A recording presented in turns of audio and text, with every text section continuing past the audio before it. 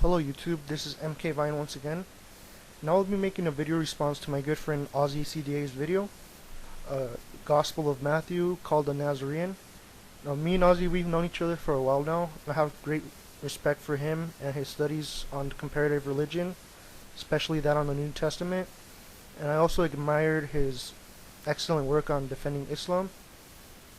I have learned a lot from him. I would just like to thank him for sharing his knowledge with us. My video would probably take two parts since there are a lot of principles that I need to establish first before actually presenting my points. First, I would like to address the last point you mentioned in your video, in which you said that Matthew fabricated his quotation since it is not found anywhere in the Tanakh, referring to the quotation, "He shall be called a Nazorean." However, in order to understand why Matthew quoted this, we must first understand what was the traditional Jewish way of interpreting Scripture. First and foremost, when quotes or citations are drawn from the Tanakh, there are many writing styles that the authors use. This is not only the case for the New Testament, but also for rabbinic literature such as the Talmud and other writings such as the Dead Sea Scrolls. The verses from the Tanakh can be cited on many different levels and for many different purposes. To give an example, in the Babylonian Talmud, Tractate 2.8, when dealing with the Shema prayers, which take place in the evening or in the morning, the end of Deuteronomy chapter 6, verse 7 is cited in an attempt to support the Shema prayers. Also, Genesis chapter 1 verse 5 is also cited as another possible supporting verse. However, these verses, which are cited to support the Shema prayers, have nothing to do with the discussion or the context in the Tanakh. Another example of rabbinic interpretation is when verses are cited and interpreted in a certain way that has nothing to do with the context being presented. For example, Nehemiah 4 verses 15 to 16, or chapter 4 verse 21 to 22 in some English translations. This chapter is cited as a hint, zekr, rather than as a proof, ra'aya, to mark midnight with the appearance of the stars. As we can see, these verses have nothing to do with the marking of midnight. Also, another example is Psalms 119 verse 147, Proverbs 7 verse 9, and 1 Samuel 30 verse 17 are brought into the discussion to determine the meaning of the word nefesh, to see whether it means evening or morning. And Exodus 11 verse 4 is also brought into discussion to determine when exactly midnight occurs.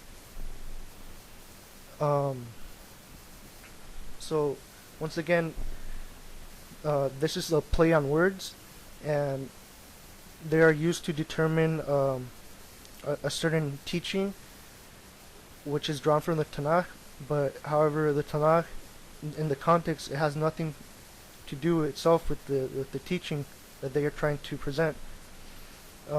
Another example of a play on words is the word Babel in Genesis 11:9, which is the Hebrew form of the name Babylon. Yet at the same time, it also derives its meaning from the Hebrew word balal, which means to confuse. Regarding Matthew, his citations at first glance seem like a misquotation, but in reality, he was just following the rabbinic methods of interpretation. There are many more different styles of rabbinic interpretation, which I didn't mention. because I kind of want to make this a brief video, or not make it too long, but I will deal with Matthew's interpretation, or his method of rabbinic interpretation, later on in the video. But now moving on to the actual refutations of your points. I would first like to start off with the quotation from Ezra 9, chapters 10 to 12, or Ezra 9 verses 10 through 12.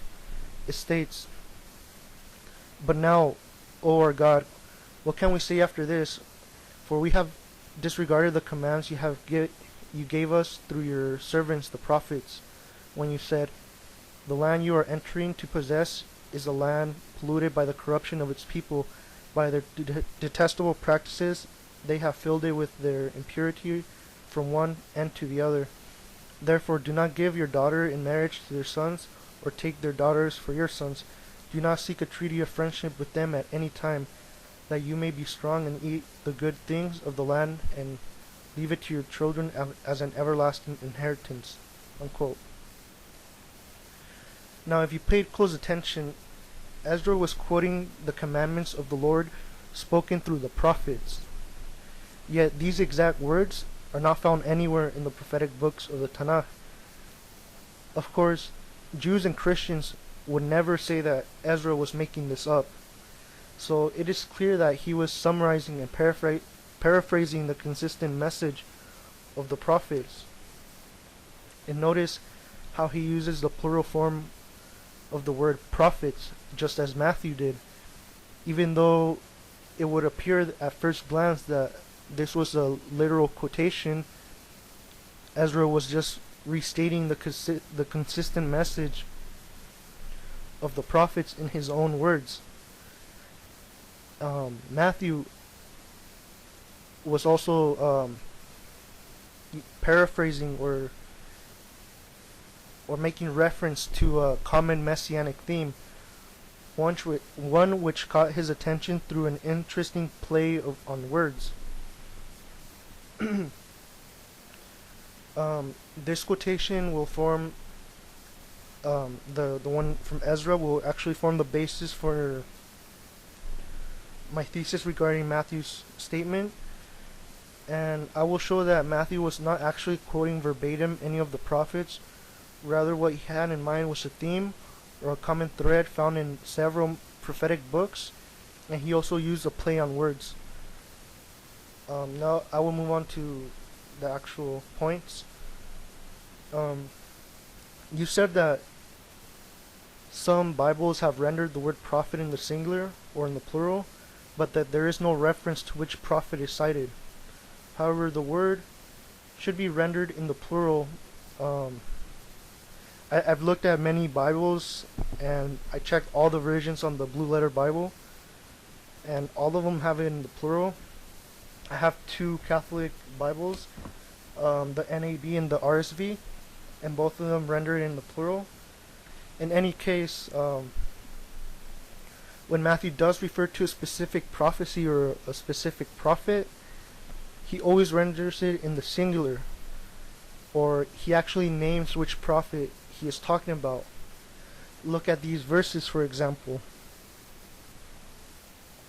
When Matthew does not refer to a specific prophecy or a specific prophet, he uses the plural, as seen here in Matthew 2:23, and also in Matthew 26:56.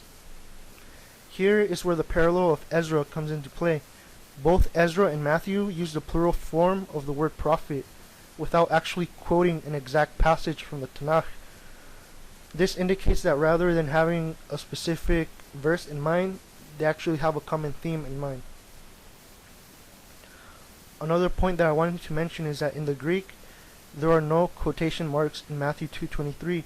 So when we add quotation marks in the English, it's actually misleading, since it gives the impression that there is a direct quotation when that is actually not the case.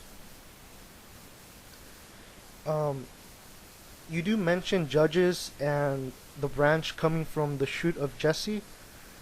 You briefly went over this, but I think that these verses are very significant.